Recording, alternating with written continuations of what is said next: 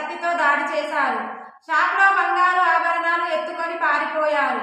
ఈ దాడిలో వ్యాపారికి తీవ్ర గాయాలయ్యాయి. చికిత్స కోసం ఆసుపత్రికి తరలించారు. చోరీ ఎంత మేరకు జరిగిందని పోలీసులు వివరాలు సేకరిస్తున్నారు. East zone DCP Janaki Dharavath clues team సందర్శించారు.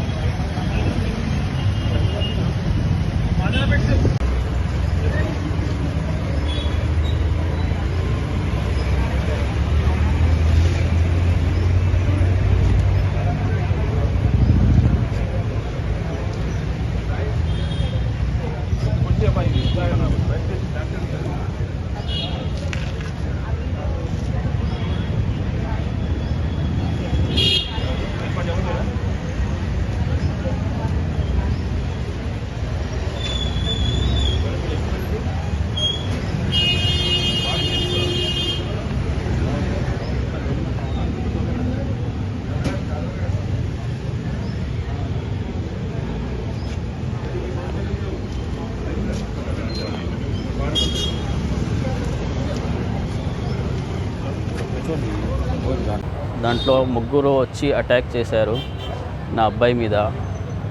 అటెంప్ట్ అటాక్ చేసి బంగారం అంతా తీసుకెళ్ళిపోయారు.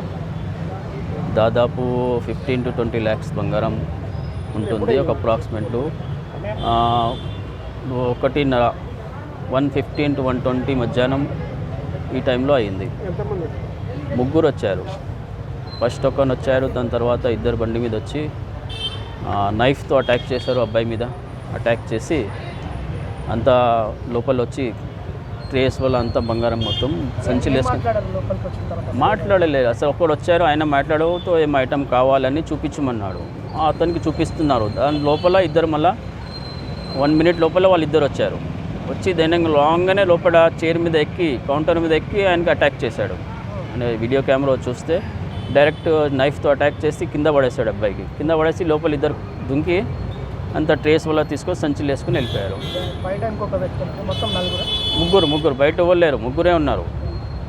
అది ఫస్ట్ వచ్చిన అతను వీళ్ళు అటాక్ చేసే వరకు ఆయన బయట వచ్చి ఆ బండి స్టార్ట్ చేసి నిలబడ్డాడు. అట్లా ఇద్దరు లాంగ్గా సంచులు వేసుకొని లేదు, షట్టర్ ఓపెనే ఉండే, షట్టర్ గిట్లా ఓపెన్ ఉండే. అబ్బాయి ఒక్కడే ఉండే, ఎవ్వరు లేకుండే ఇంకా దాంట్లో షాప్లో. ఇటు లెఫ్ట్ ఇటు సైడ్ డైన్లో వెళ్ళిపోయాడు. షైన్ బండి ఉండే వాళ్ళది. లేదు, నా అబ్బాయి, నా చిన్న అబ్బాయి ఉన్నాడు. ఆ కాలేజ్కి వెళ్తాడు. పరిస్థితి బాగానే ఉంది. ఇప్పుడు హాస్పిటల్లోనే ఉన్నాడు. గ్లూకోజ్ ఇస్తున్నాడు. ఓకే, ఫైన్ ఉన్నాడు. ఇంకా బాగానే ఉంది. అంత దాదాపు 25 to 300 250 to 300 grams వరకు ఉంటుంది నాకు అప్రాక్సిమేట్లీ. అట్లా అనిపిస్తుంది చూస్తే.